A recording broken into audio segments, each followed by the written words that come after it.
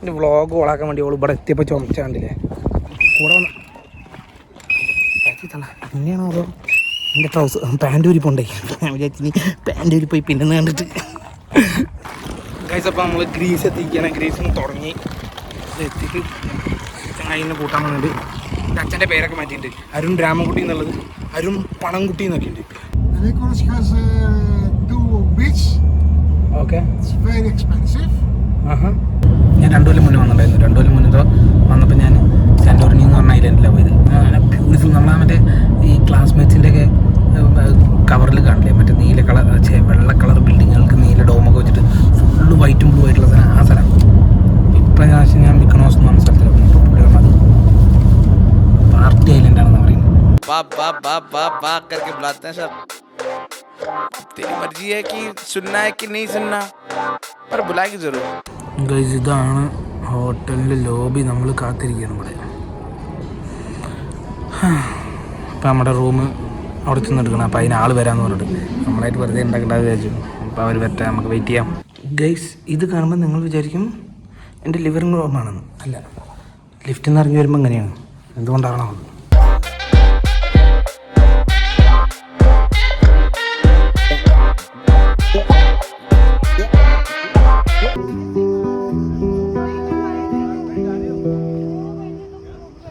അതിൻ്റെ മേലെ നടന്നെത്തണം മണ്ടാറങ്ങാൻ. എൻ്റെ അമ്മ അക്രോപോളിസിൻ്റെ മേലെയാണ്. ഇതാണ് ഈ കാണുന്നത്. ഇതാണ് എങ്ങനെയുണ്ട് ഞങ്ങൾ ഈ വ്ളോഗ് നിങ്ങൾക്ക് കാണാൻ വേണ്ടി മാത്രമല്ല, എനിക്കും കാണാൻ വേണ്ടിയിട്ടാണ്. കാരണം ഈ പണ്ടാറ വെയിലടിച്ചിട്ടൊരു കുണ്ടി കാണാൻ നോക്കിയത് ഇതൊരു വെയിലാണെന്ന് അറിയോ. കറക്കുന്നുള്ള പേടിയില്ല. ഏത് മൂട് സ്വയം റേസിസം പറഞ്ഞു കഴിഞ്ഞാൽ റേസിസ് അല്ല എന്നാണ് അതിൻ്റെ ശാസ്ത്രം. അതുകൊണ്ട് എനിക്ക് പറയാം, ഞങ്ങൾ പറയണ്ട കേട്ടോ. കമന്റ് ബോക്സിൽ വന്ന് പറഞ്ഞാൽ ഈ റേസിസ് ആവും. ഞാൻ പറഞ്ഞാൽ കുഴപ്പമില്ല. അയ്യോ പണ്ടാറ രാവിലെ മുതൽ ഒന്നും എടുക്കാൻ പറ്റിയില്ലേ, ഫുള്ളോട്ടം. കൂടെ വന്ന് പിന്നെയാണോ അതോ ഇന്നല്ല എൻ്റെ ട്രൗസർ പാൻറ് ഊരിപ്പോണ്ടേ ഞാൻ വിചാരിച്ചു പാൻറ് ഊരിപ്പോയി പിന്നെ കണ്ടിട്ട് എന്തടിച്ചായിരിക്കും വിചാരിച്ചു. ടെൻഷനായി ഞാൻ. ഇതാണ് അക്രോപോളിസ്.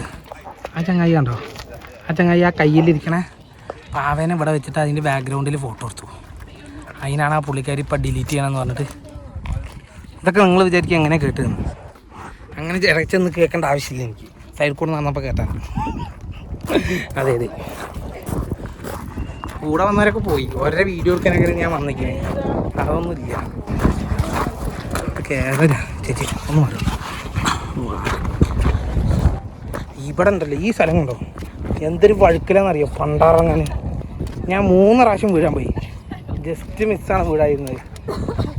എൻ്റെ വ്ളോഗ് ഓളാക്കാൻ വേണ്ടി ഓൾ ഇവിടെ എത്തിയപ്പോൾ ചുമച്ചാണ്ടില്ലേ വെറുതെ. പിന്നെയും പാൻറ് ഊരി പോകുന്നു പുള്ളിക്കാരി. പിന്നെയും ഒരു വിസിലടിക്കാൻ. നല്ലൊരു വ്യൂ ആണത് അല്ലേ. ഇപ്പോൾ ഒരു ഷോട്ട് എടുക്കാമെന്ന് വിചാരിച്ചു.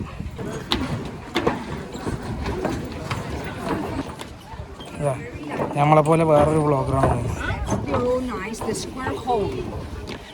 ആ അമ്മച്ചി ഗൈഡാണ്, പറഞ്ഞു കൊടുക്കുകയാണ് എന്തൊക്കെയാണ് ഇവിടെ നടക്കണമെന്നുള്ള. എനിക്ക് മനസ്സിലായില്ല.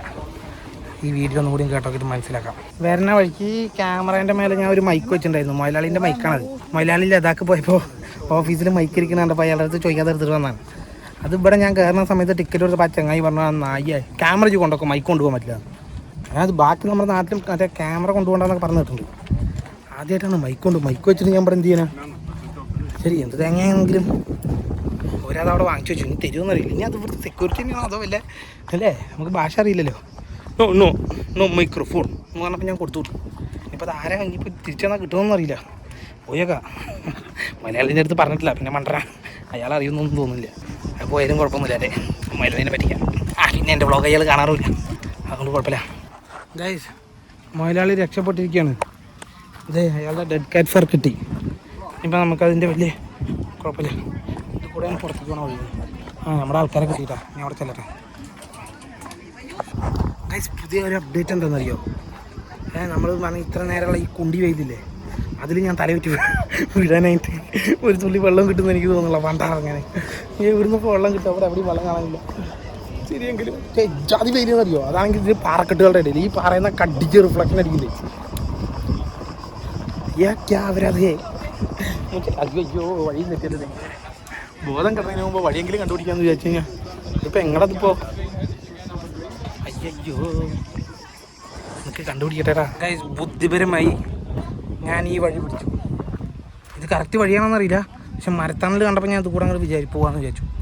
എങ്ങനെയെങ്കിലും ബസ്സിൻ്റെ പുറകെ ആൾക്കാരിരിക്കണ ഒരു ചില്ല് ലൈഫ്, എങ്ങനെയെങ്കിലും ഒന്ന് പാർക്കിങ്ങിലേക്ക് എത്തണം. അങ്ങനെ പാർക്കിങ്ങിലേക്ക് ഈ മിട്ടുമുയലിന് വഴി കാണിക്കണമേ, വഴി കണ്ടുപിടിക്കണമേ. ഞാൻ ഇത് കണ്ടുപിടിച്ചെത്തുമ്പോഴത്തേക്ക് ബോധരഹിതനാവുമെന്ന് എനിക്ക് തോന്നുന്നു. ഗൈസ് ബുദ്ധിപരം മൂഞ്ചി തോന്നുന്നു.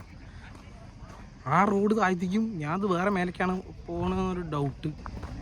ഇത് വേറെ കറങ്ങിയാണോ പോകുന്നത്? അല്ല കേട്ടോ, അവിടെ എൻ്റെ ഉണ്ട്. അങ്ങനെ പോകുന്നുണ്ട്, അത് കുഴപ്പമില്ല.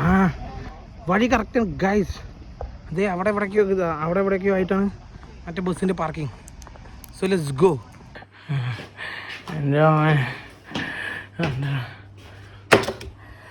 അമ്മേ ഈ പണ്ടാറ രാജ്യം ഉണ്ടല്ലോ, സൂര്യൻ്റെ അടുത്താണ് തോന്നുന്നത്. അത് നോക്കേ, ഈ വെളുത്ത് രാവിലെ മുതലേ. സൂപ്പർ. റൂമിൽ വെള്ളം, കുറച്ച് വെള്ളമുണ്ട്. വെള്ളത്തിൻ്റെ ഒക്കെ വില കേട്ടോ.